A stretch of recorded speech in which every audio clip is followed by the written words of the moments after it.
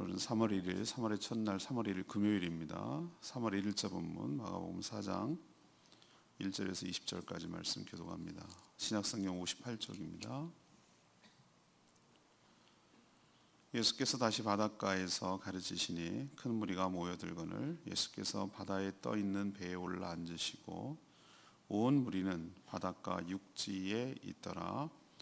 이에 예수께서 여러 가지를 비유로 가르치시니 그 가르치시는 중에 그들에게 이르시되 들으라, 씨를 뿌리는 자가 뿌리러 나가서 뿌릴새 더러는 길가에 떨어짐에 새들이 와서 먹어버렸고 더러는 흙이 얕은 돌밭에 떨어짐에 흙이 깊지 아니하므로 곧 싹이 나오나 해가 돋은 후에 타서 뿌리가 없으므로 말랐고 더러는 가시떨기에 떨어짐에 가시가 자라 기운을 막음으로 결실하지 못하였고 더러는 좋은 땅에 떨어짐에 자라 무성하게 결실하였으니 30배나 60배나 100배나 되었느니라 하시고 또 이르시되 들을 귀 있는 자는 들으라 하시니라.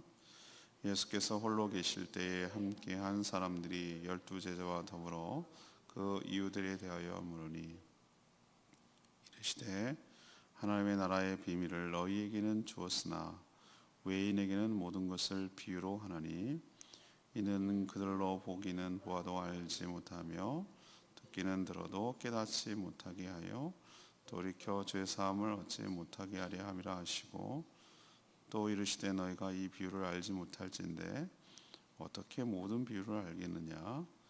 뿌리는 자는 말씀을 뿌리는 것이라. 말씀이 길가에 뿌려졌다는 것은 이들을 가리킴이니 곧 말씀을 들었을 때에 사탄이 와서 즉시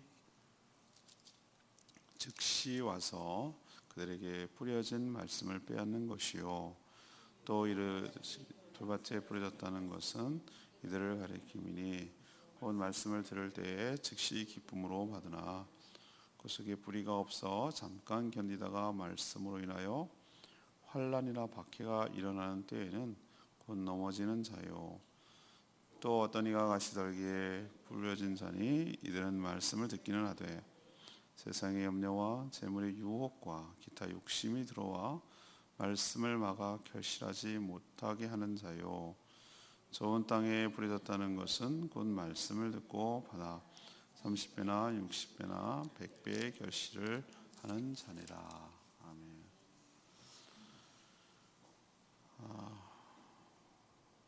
예수님은 씨 뿌리는 자의 비유를 통해서 오늘 교훈하고 계신데 길가에 떨어진 씨는 새가 와서 먹어버렸습니다.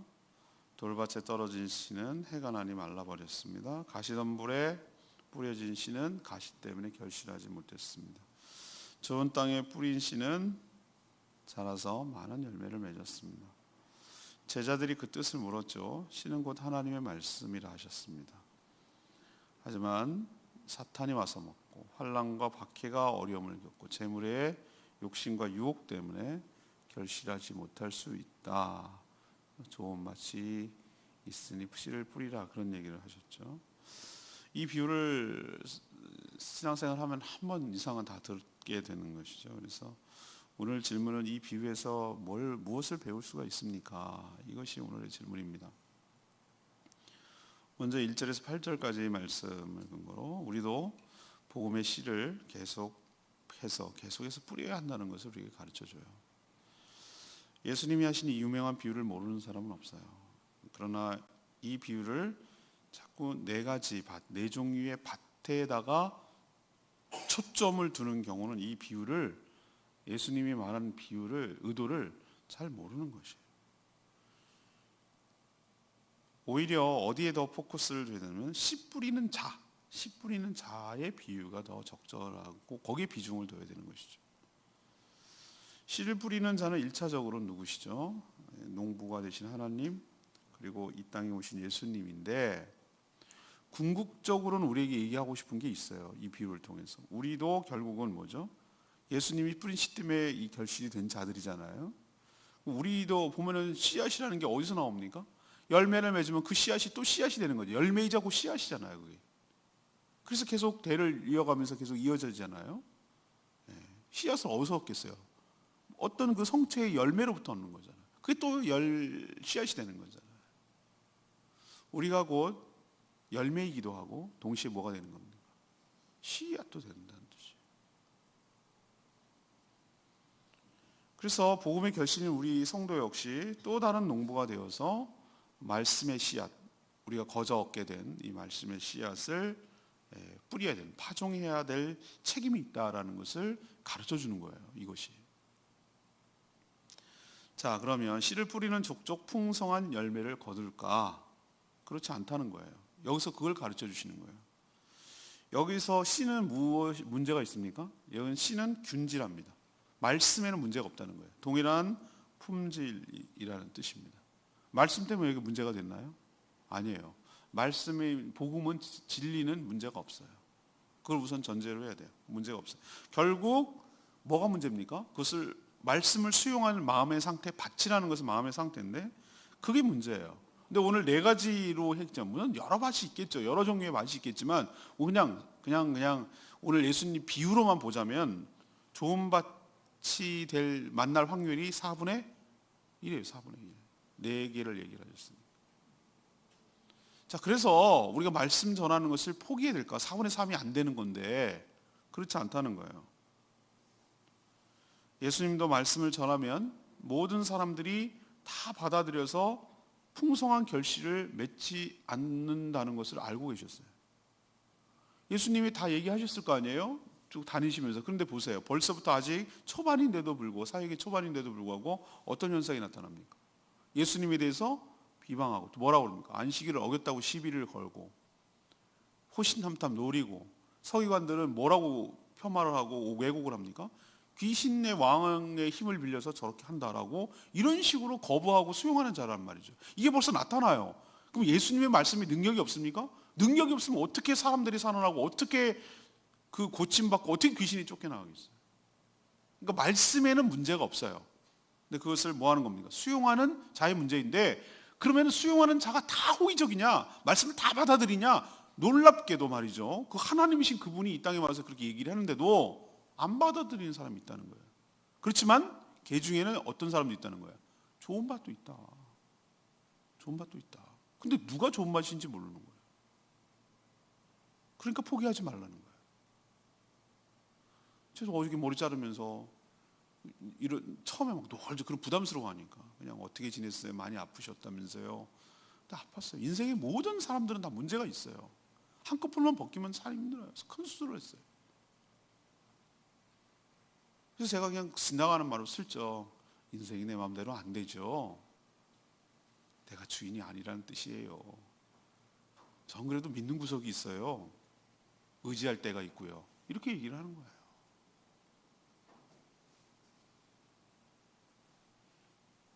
저 사람이 믿을지 안 믿을지 우리는 아무도 몰라요. 그걸 알면은 쪽집게처럼 알면은 뭐하러 허튼 시간 보내고 뭐하러 에너지를 소비합니까? 딱딱 믿을 사람한테만 가서 얘기를 하지. 몰라요. 우리도 씨 뿌릴 때 이게 될지 안 될지는 아무도 몰라요. 예수님도 몰라요. 그러니까 이런 비유를 하는 것이지. 예수님이 다 족족 전하는 대로 그 능력자이신 그분이 하면 다 믿습니까? 아니잖아요. 그럼 우리는 말할 것도 없는 것이요. 그렇지만 어차피 안 믿을 건데 뭐 이러고 포기합니까? 아니죠. 그래도 전해야죠. 이걸 가르쳐 주는 거예요. 여기서 이걸 자꾸 밭에다가 포인트를 두면 안 돼요. 이거는 씨 뿌리는 자의 자세에 대해서 얘기할 수도 있는 거예요. 그러니 낙심하지 말고 포기하지 말고, 개 중에는 좋은 밭도 있으니 포기하지 말고 끝까지 뭐하라? 복음을 전해라. 우리도 낙심하거나 포기하지 말고, 어떤 밭이 우리에게 있을지 모르기, 저 사람이 좋은 밭일 수도 있잖아요. 그러니 포기하지 말고 낙심하지 말고 계속해서 복음을 전하는 저와 여러분 되기를 소망합니다. 자, 두 번째는 9절에서 13절까지 말씀을 듣고 깨닫는 자는 복을 받는다. 말씀을 듣고 깨닫는 자가 복을 받는 자다. 예수님이 이 비유를 말씀하시고 나서 홀로 계실 때에 함께한 제자들이 이 비유에 대해서 물었어요. 좋은 자세예요. 좋은 자세라고 저는 생각합니다. 저는 여기서 그거를 얘기를 하고 싶어요. 이게 어쩌면 주일날 설교일 수도 있어요, 지금. 근데 우리는 말이죠, 정말로 정말 무식한 사람은 뭐냐면은 알지도 못하는데 아는 척하는 사람이 제일 무식한 사람이에요. 모르면 모르는 거죠. 모르는 건 부끄러운 거 아니에요. 배운 적도 없고 알려고 하지 않았으니까 부끄러운 건 아니에요. 물론 부끄러울 수 있어요. 알아야 되는데 알려고 하지 않았기 때문에. 그렇지만 모르는 것을 솔직하게 모른다 하고 묻는 것은 결코 부끄러움이 아니에요. 처음부터 아는 사람은 없으니까. 근데 정말로 가식적이고 위선적인 것은 아무것도 알지도 못하면서 어서 이상하게 정말로 더 위험한 사람은 뭐냐면 어서 주워 들어가지고 그냥 자기 나름대로 판단해가지고 자기만의 신학 철학을 하나 만들었어. 그래갖고 그거 갖고 막 들이대고 막 단도질하고 막 난도질하고 이런 사람이 제일 위험해요. 나는 이 예수님의 제자들의 태도가 굉장히 좋은 태도라고 저는 생각합니다.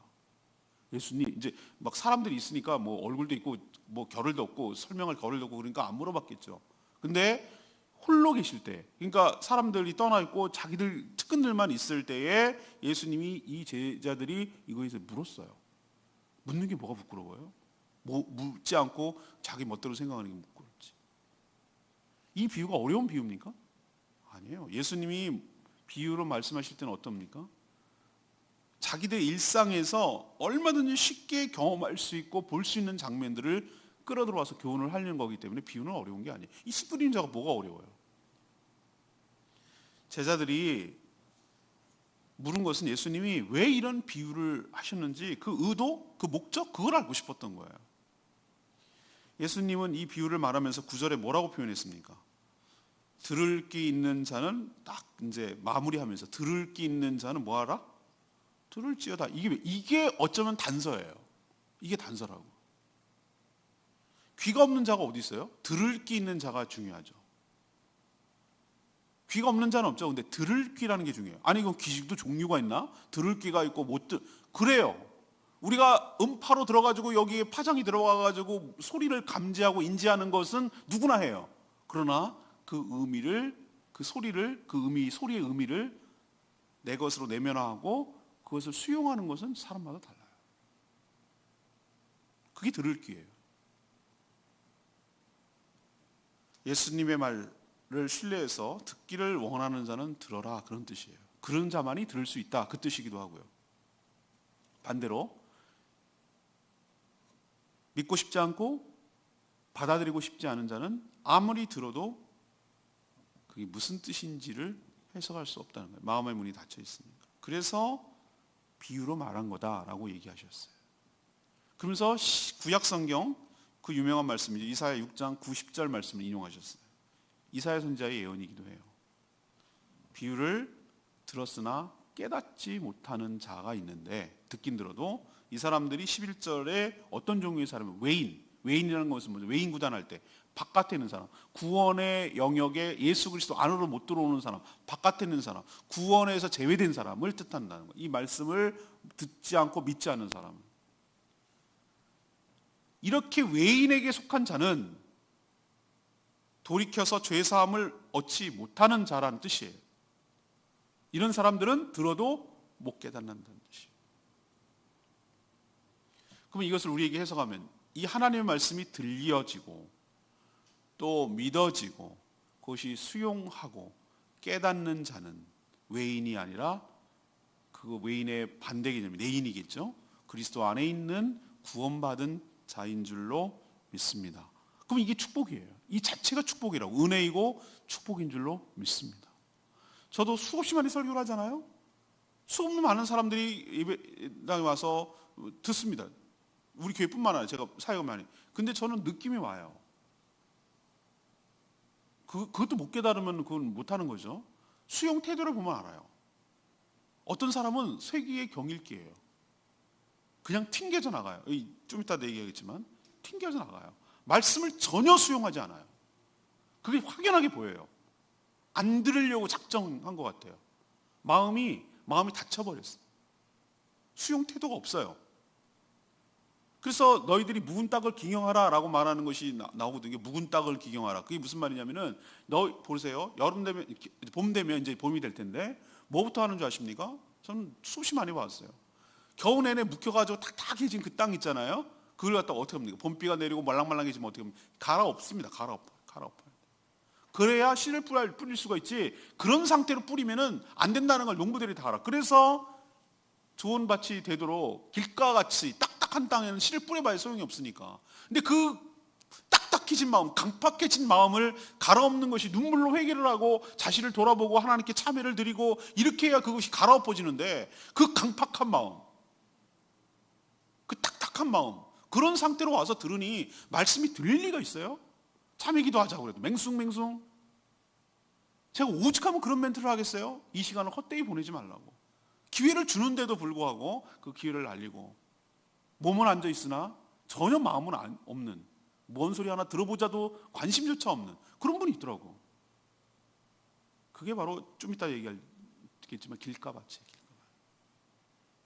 아무런 영향력도, 아무런 능력도, 아무런 은혜도 없는 사람이에요. 확연해요. 저는 말씀이 그렇게 수용하지 않는데 그 사람이 그 결실이 있을 턱이 없어요. 저는 확신해요. 확신한다고. 그 사람이 어떻게 살아가는지 나는 안 봐도 알아요. 왜 아냐? 말씀이 안 들어가는데 그 삶에 결실이 있을 턱이 없다고. 그래서 거꾸로 생각하면 정말 하나님께서 우리에게 눈물로 그 우리의 묵은 땅을 갈아엎고 그 말씀을 수용할 수 있고 그것을 받아들여지고 그것을 아멘으로 수용하고 아멘으로 화답하고 그것을 갖다가 나한테 꼭 정말로 하나님께서 나한테 너만 들어, 너 잘 들어, 너한테 하는 얘기야 라고 생각을 하고 그것을 수용하고 참여하고 감사하고 위로를 얻고 이런 사람 이 자체가 이 결실을 떠나서 그 자체가 들릴 귀가 있는 자인 줄로 믿습니다. 외인이 아닌 줄로 믿습니다. 죄사함을 받는 축복이 있는 줄로 믿습니다. 그리스도 안에 있는 자인 줄로 믿습니다. 그 축복이 여러분 가운데도 있게 되기를 간절히 바라고, 주의 말씀을 알 때까지, 깨달을 때까지, 들릴 때까지, 안 들리면 왜 안 들리냐고 하나님 옆에 울고불고 그 안 들리게 하는 나와의 하나님과의 관계를 깨는, 소통이 안 되게 하는, 뭐가 불통이 되게 하는, 막힌 그것을 해결하고 제거하려고 하는데 힘을 써야지. 하나님께 문제가 있다고, 나는 왜 안 들리는지 못 듣는다고, 나는 왜 깨닫는지 못한다고, 이렇게 누구를 탓하거나 목회자를 탓하거나 뭐 말씀이 어렵다거나 재미가 없다거나 이런 식으로 저쪽 부분을 탓해서는 안 된단 말이에요. 쌍방 소통을 할 때 내 쪽에 라디오의 수신에 문제가 있다고 생각을 하고 내 걸 고쳐야지, 방송국에 문제가 있다고 뭐라고 하면 안 된단 말이에요. 여러분도 말씀을 듣고 깨닫는 축복이 여러분 삶 가운데 있게 되기를 간절히 축원합니다. 세 번째는 14절에서 20절 말씀이에요. 결실 못하는 이유를 알고 그 이유를 제거해야 돼요. 그 원인을. 씨앗은 모든 가능성을 갖고 있지만 그 자체는 놀라운 결실을 맺을 수가 없어요. 그죠? 그냥 씨앗은 예수님이 또 다른 데 비유로 말해요. 미랄 하나를 놔두면 그냥 미랄 하나로 존재하는데 그것이 땅에 떨어져서 죽고 했을 때 결실이 나타난다는 거예요. 말씀 그 자체는 능력이지만 그 말씀 자체가 우리에게 어떤 영향력을 주는 건 아니에요. 우리 안에 들어갔을 때, 그 수용이 됐을 때, 그때 역사가 일어나는 것이. 밭이 필요한데 결실을 맺으려면 밭은 각 사람의 수용 태도를 말하는, 마음의 자세를 말하는 것이죠. 길가는 딱딱한 마음, 아까도 말했지만 닫힌 마음이에요. 생명의 말씀이 전해져도 마음문을 아예 닫아 듣지는 않아요. 듣긴 듣죠.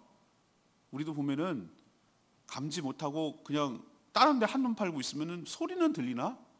그 무슨 말 했는데 이렇게 얘기하는 경우는 뭐죠? 주의 깊게 안 들었다는 얘기죠. 그렇죠? 내가 관심 있는 거에 귀 기울이게 돼 있어요. 사람은 뭘 있는데도 자기 뭐 욕하나 그런 건 얼마나 잘 들는지 몰라. 소곤소곤해가 눈치는 금방. 왜 그러냐면 자기가 거기에 마음이 갔거든. 여기서 가까이 사람이 얘기를 해도 안 듣는 거예요. 나한테 관심 있는 것만 듣는 거예요. 그게 사람이거든요. 세계 경기 아무런 역사가 일어나지 않아요. 이런 사람한테. 사단이 그에게서 들리는 족족 다 빼앗아 간다고 그랬어요. 새가 사단을 의미하는 것이죠. 그러나 말씀을 듣는다고 해서 저절로 열매를 맺는 건 아닙니다. 뿌리가 내려 양분이 계속적으로 지속적으로 공급받아야 되는 것이죠. 저는 뿌리를 내린다. 이건 굉장히 좋은 표현이라고 생각하거든요. 뿌리를 내린다. 우리도 지금 이제 봄이 되니까 막 여러 가지 식물이 올라오고 죽고 살고 하는 건데, 죽고 사는 문제의 결정적인 원인은 그 식물이 땅에 뿌리가 내려졌느냐 안 내려졌느냐에 달려 있더라고. 이 뿌리를 내려진다는 것을 저는 어떻게 표현했냐면, 하나님과의 관계가 이어졌느냐, 하나님 관계가 하나님께 착상이 되느냐, 하나님께 전착이 되느냐, 하나님께 딱 닿았느냐, 거기 자리를 잡았느냐, 이거라고 저는 생각을 하는 거예요. 관계의 관계, 하나님과의 관계가 닿았느냐. 씨앗이 씨앗으로 존재하는 것이 아니라 그것이 자기가 해체 과정을 겪었어. 이거 굉장히 중요한 메타포인데, 자기가 썩어졌다는 얘기는 자기가 여태까지 갖고 있던 딱딱한 껍질을 깨고 자기를 해체하는 작업, 자기가 아닌 작업, 자기가 거듭나는 작업, 자기 미랄로 있는 씨앗으로 있는 존재가 아니라 씨앗이 해체되는 작업이 필요한 거예요. 이게 자기를 죽이는 작업이고 십자가에 죽는 작업이에요. 그럴 때 비로소 하나님과 뿌리가 닿게 되고 새로운 생명체의 시작이, 놀라운 변화가 시작되는 줄로 믿습니다. 뿌리가 닿아야 돼요. 어디에? 하나님께 닿아요. 땅이라는 건 하나님께 닿아 있어요. 그래야 영양분이 공급돼요. 우리 스스로는 씨앗은 영양분을 만들어낼 수가 없어요. 근데 돌밭은 어떻게 됩니까? 그게 바로 뿌리가 내려지지 않는 맛이에요. 이런 분도 전 꽤 많이 봤거든요. 말씀을 처음에는 엄청 잘 받아요. 근데 돌밭이에요. 공급되지를 못해요. 관계가 하나님과의 관계로 나아가지 못해요. 관계가 딱 붙어있지를 못해요. 그냥 떠 있어요. 잠시는 뿌리가 나는 것처럼 보이지만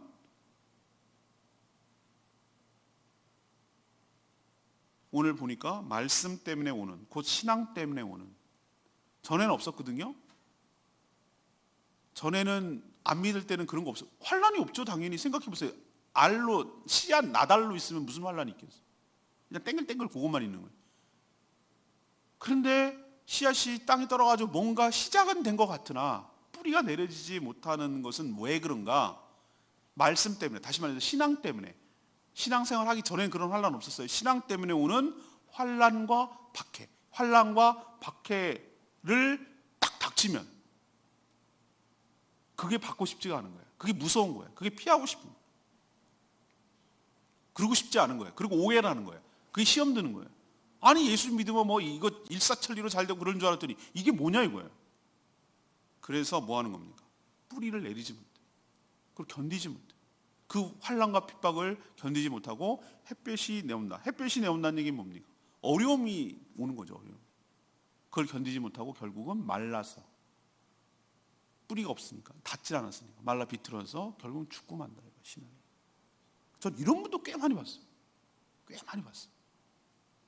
처음에는 믿는 것 같으나 뿌리가 내려질 때까지 우리가 신경을 써줘야 되는데, 물론 그런 것도 있지만 그게 없어가지고 신앙생활을 포기하는 사람도 아주 많이 봤습니다.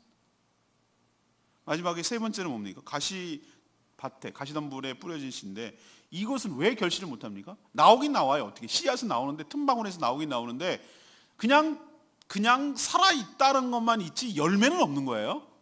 왜 열매를 못할까? 가시가 찔르거든.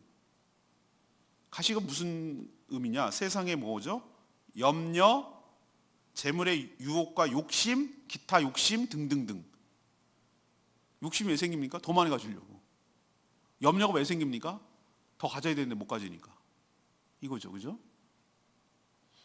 여기 때문에 눌려서, 여기에 눌려가지고 열매가 결실이 없는 경우를 말하는 거예요. 이런 분도 저 꽤 많이 봤어요. 이게 가시밭이. 자, 그러면 우리는 뭘 제거해야 됩니까? 결실하지 못하는 원인을 제거할 필요가 있어요. 길가 같은 딱딱한 마음을 어떻게 됩니까? 갈아엎어야 됩니다. 갈아엎는다는 게 저는 눈물의 회개라고 생각합니다. 눈물이 젖어야 돼요. 촉촉해져요. 그리고 그 딱딱해진 껍질을 갈아엎을 때의 고통을 느끼는 거죠. 그게 회개할 때, 참여할 때의 그 고통이죠. 내 마음의 그 강팍한 마음, 딱딱한 마음, 그냥 도끼만 남은 마음, 가시밭밖에 안 남아가지고 그냥 나 덤비기만 덤벼, 그냥 찔릴 거야. 이런 마음을 부드럽게 하는 작업이 필요해요. 성령께서 그렇게 만져주셔야 될 줄로 믿습니다.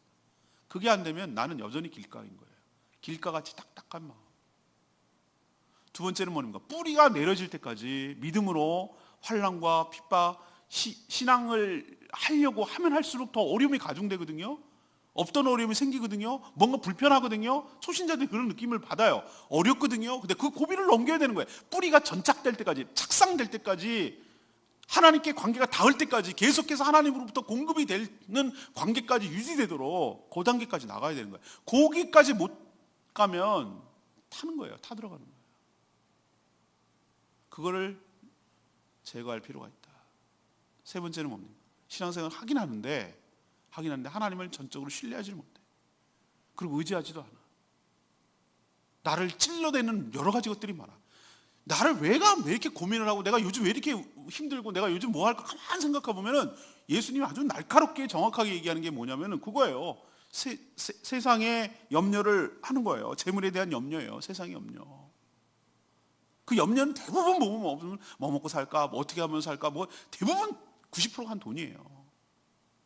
그리고 그 염려는 또 뭐 때문에 생기는가? 여기 욕심 때문이라고 그러잖아요. 욕심. 더 많이 가지려면. 있는 것에 자족하고 지금 현재의 하나님의 은혜에 감사할 줄 모르고 좀 더, 조금 더. 우리는 욕심이 끝도 없습니다.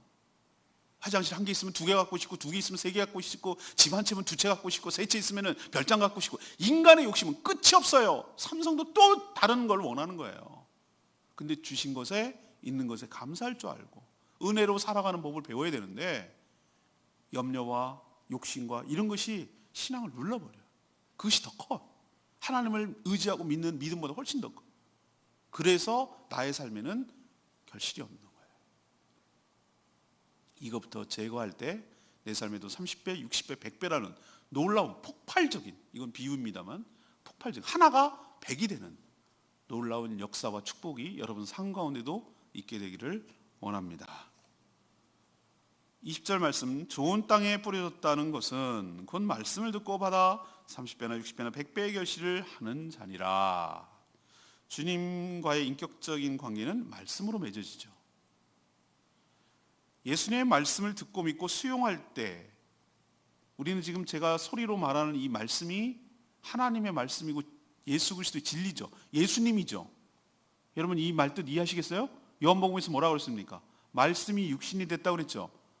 그렇죠? 하나님께서 말씀으로 창조하셨다고 그랬죠. 그 말씀이 워드가 글자체입니까? 폰트가 어쩌고 이 글씨를 말합니까? 아니요. 이건 굉장히 추상명사이지만 살아계신 인격적인 그분이에요. 이게 우리 인간은 이해 못하는 거예요. 세상 사람들은 여기서 다 넘어지는 거예요. 근데 이게 믿어지는 사람은 축복이 있는 줄로 믿습니다. 하나님의 말씀이 예수님이라고요. 우리가 말씀을 전실 행위를 할 때, 제가 이상성 목사가 이렇게 막 말할 때 말하는 겁니까? 말하는 거죠. 표면적으로 말하는 거죠. 근데 이 생명의 말씀이 여러분 삶 가운데 들어가게 될 때, 말씀이 들릴 때, 말씀이 들어가는 게 아니라 예수님이 여러분 삶 가운데 들어가는 줄로 믿습니다. 여러분의 심령 가운데 들어가는 거예요. 예수님의 말씀의 형태로 여러분에게 들어가는 거예요. 요즘 희한한 기술도 좋아서 무선으로 전기가 충전되는 시대예요. 그거 아시죠? 유선으로 끼지 않아도 충전되는 거예요. 이런 시대에 하나님께서 그걸, 인간이 이 정도인데 하나님께서 그걸 못 하실 것 같아요? 하나님의 말씀이 여러분 가운데 들어가는 것, 들린다는 것, 이게 바로 예수님께서 여러분에게 들어간다는 얘기고, 그게 바로 영양분이란 뜻이에요. 그게 영양분이라고. 생명의 말씀이 여러분에게 들어가고 있는 중이에요. 그래서 내 안에 들어와서 나와의 개인적으로, 인격적으로 관계가 형성되는 거예요. 그게 뿌리가 내려진다는 거예요. 그리고 영양분을 공급받는다는 뜻이에요. 그것을 좋은 땅이라고 부르는 거예요. 이런 상태를. 좋은 땅인지 안 좋은 땅인지, 내 마음의 수용 자세가 어떤지는 뭘로 나타납니까? 겉으로 모릅니다. 결과를 보면, 결실을 보면 압니다. 그 사람의 삶의 열매. 삶의 열매가 뭐로 나타나요? 두 가지로 나타나요. 우리 청지기상 공부하고 있는데, 첫 번째는 그 사람의 성령이 주시는 성품, 성령의 열매, 9가지 열매로 나타납니다. 그게 결실이에요. 또 하나, 두 번째는 사역의 측면에서 그 사람에게 주시는, 하나님께서 주시는 은사로 나타납니다.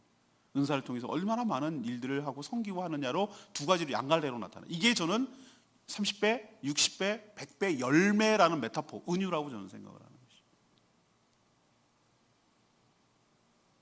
자기 의지와 상관없습니다.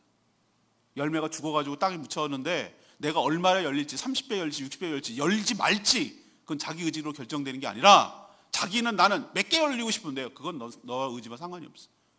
작두콩 지난번에 보니까 뭐 몇 개 열릴지, 그거는 자기 의지와 상관이 없어. 이건 전적인 주권인 하나님께 달려있는 줄로 믿습니다. 난 수동태예요. 열매를 맺혀지는 거예요. 내가 수용하면, 내가 받아들이면, 내가 인격적인 관계를 맺으면 내 삶 가운데 예수님이 나타나기 시작하고, 두 가지, 성품이 나타나기 시작하고, 또 하나 주의 사역이 나타나기 시작하고, 그래서 여러분의 삶에도 이런 놀라운 풍성한, 나 같지 않은, 나 이상해, 이건 내가 하는 게 아니지, 하나님께서 풍성한 은혜를 주시는 놀라운 역사가 여러분 삶 가운데도 있게 되기를 축복합니다. 이게 바로 이 비유의 의도예요. 오늘 질문으로 들어갑시다. 오늘 비유에서 뭘 가르쳐 줍니까? 첫 번째, 뭘 가르쳐 줍니까? 실망하지 말고 너도 열심히 복음의 씨앗을 뭐 해라? 뿌려라. 좋은 땅 만날 수 있어. 실망하지 마. 가시밭만 있는 건 아니다. 길가 같은 밭만 있는 건 아니고 개 중에는 좋은 밭도 있어. 그러니 너도 받았으니, 거저 받았으니 너도 거저 주라고, 뿌리라고. 실망하지 말라고, 낭망하지 말라고. 복음에는 문제가 없다는 거예요. 씨앗은 문제가 없다는 거예요. 그러니 씨앗에 문제가 있나? 이렇게 생각하지 말고 뿌리라는 거예요. 두 번째는 뭡니까? 말씀을 잘 듣고 깨닫는 자가 복이 있어요. 그게 수용하는 것이. 모르면 물어봐야 되고, 알 때까지 알게 해달라고 간구하고 기도하고 해야 돼요. 들리는 자가 되기를 원합니다. 듣기는 들어도 들을 수 없는 귀가 돼서 외인이 되지 않기를 원합니다. 세 번째는 뭡니까? 결실하지 못하는 이유를 정확하게 알아야 돼요. 난 길가 아닐까? 가롭지 않은 거 아닌가? 완전히 방패가 된 건 아닌가? 딱딱해진 건 아닌가? 튕겨나가는 건 아닌가? 늘 비판적이고 늘 경직되고 문 샷다운 해가지고 샷탁 닫은 다음에 무슨 소리 해나 봐라 내가 듣나, 이런 강팍한 마음이 있는 상태로는 도대체 나의 삶의 변화가 아무것도 안 일어나는 거예요. 그냥 듣기만 하는 거예요. 아무 역사가 없어요. 환난과 박해, 유혹과 재물의 염려와 욕심, 이것이 내 결실을 가로막는 거 생각하시고 이거를 제거해서 여러분 삶과도 풍성한 삶이 있게 되기를 간절히 축원하고 축복합니다. 오늘 말씀 붙들고 기도하기 전에 804장 찬양지 부르고 기도하겠습니다.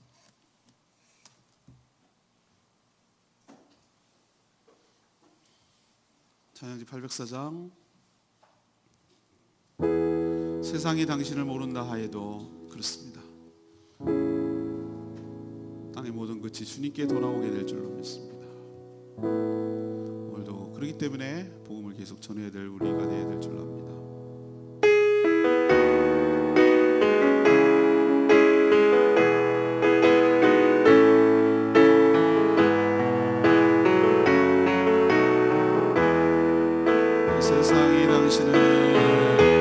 세상이 당신을 모른다 하여도 주님이 그는 마음에 새겼네. 세상이 주 이름 모른다 하기에 오늘도 그는 마음에 새기니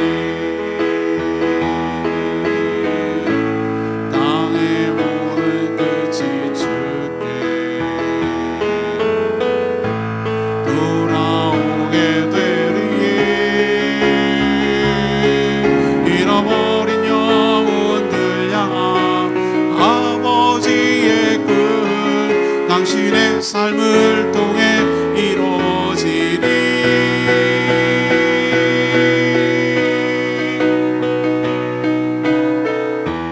세상이 당신을 모른다 하여도 주님의 은혜는 마음에 새겼네. 세상이 주 이름 모른다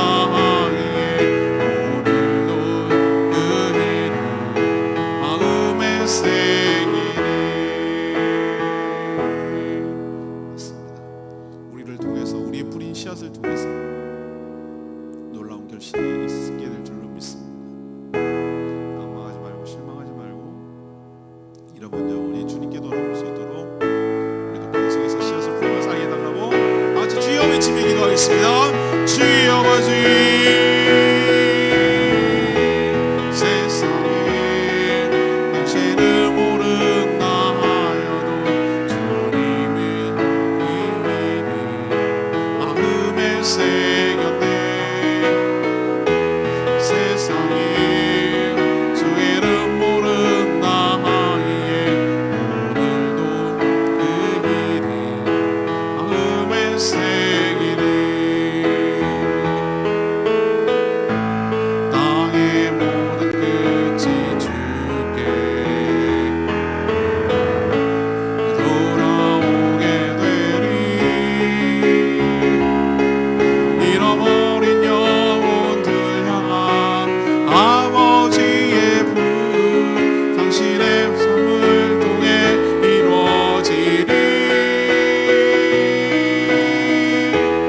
세상에 당신을 모르나 하여도 주님의 그 일이 마음에 새겼네.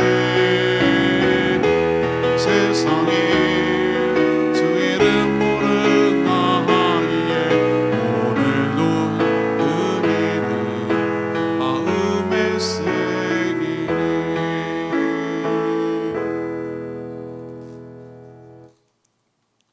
하나님, 저희도 주님의 말씀을 듣고 받아 삶의 풍성한 결실이 있게 하여 주시옵소서. 생명의 말씀을 막는 불신과 말씀 때문에 오는 환난과 박해를 두려워하지 않게 하여 주시옵소서. 여전히 하나님을 온전히 믿지 못하고 더 많이 가지려는 유혹과 욕심에 넘어가 결실 없는 비참한 삶이 되지 않게 하여 주시옵소서. 이런 것들을 다 제거하고 말씀이 내 안에 뿌리를 내려 주님과 깊은 관계를 맺게 하셔서 저희 삶 가운데도 풍성하고 큰 열매가 있게 하여 주시옵소서. 지금도 복음이 필요한 사람들이 참 많습니다. 결실이 당장 나타나지 않는다고 실망하지 않게 하여 주시고, 그 중에는 좋은 밭도 있음을 깨달아 계속해서 복음의 씨앗을 뿌리며 살아가는 주님의 도구로 쓰임받는 복된 인생 되게 하여 주시옵소서. 하나님, 2월이 이제 맞춰지고 3월이 시작됐습니다. 이 한 달도 주님의 은혜 가운데 살기를 원합니다. 아이들도 새 학년 새 학기로 시작하고 또 새 봄이 시작됩니다. 주님, 저희 삶 가운데도 묵은 땅을 기행하게 하여 주시고 심기일전 새로운 마음으로 결단하고 활기차게 살아가게 하여 주시고 주님 주신 사명 따라 살아가는 복된 인생 되게 하여 주시옵소서.